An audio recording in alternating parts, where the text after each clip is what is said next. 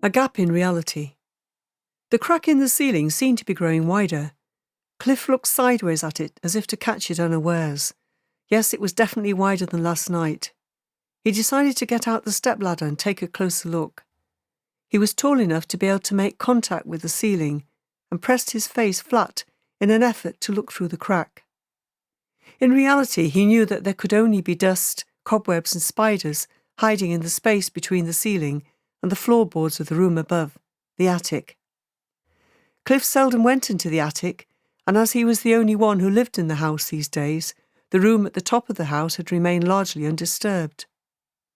With his feet firmly braced on the top of the stepladder, he squinted into the gloom. He could see nothing. Shining a torch through the crevice, he tried again. What he saw almost stopped his heart and made him think he had entered the realm of madness. He spun backwards and nearly fell off the ladder. Shaking his head as if to restore clear thinking and sanity, he resumed his position and peered once more into the gap in the ceiling. He had not been mistaken. There, between the ceiling of this room and the floor of the attic, was another room. This was not a room as depicted in books of the likes of Alice in Wonderland, where a potion has shrunk Alice so that her surroundings appear enormous. This was actually an extra room. An old pine table sat in the middle of the room with sunlight shining through an open window at the far end. A sink with freshly washed dishes sat underneath the open window, and a vase of wild flowers stood on the table. A hooked rag rug was on the floor near a stove, and a pair of muddy boots stood at the back of the door. Something became very clear in Cliff's mind. This room, between the floors, was not a figment of his imagination. People lived here. In a state of shock and disbelief, he lowered himself away from the ceiling and carefully down the ladder. How could this be true? On the one hand, his mind told him that this was totally impossible and defied all the laws of physics.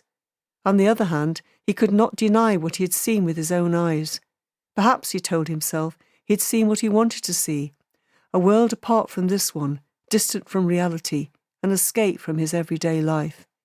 Maybe his own reality had skipped a beat, taken itself off into a parallel universe for a short time, just like the two women on a trip round the Palace of Versailles in 1901, who felt the air chill around them and suddenly found themselves at a tea party with Marie Antoinette. A gap in time, a portal. That was what might have allowed this to happen.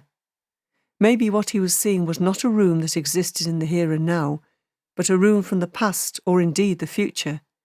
He decided to investigate the history of the house and see who had lived there before, and whether the structure of the house had been altered at any point.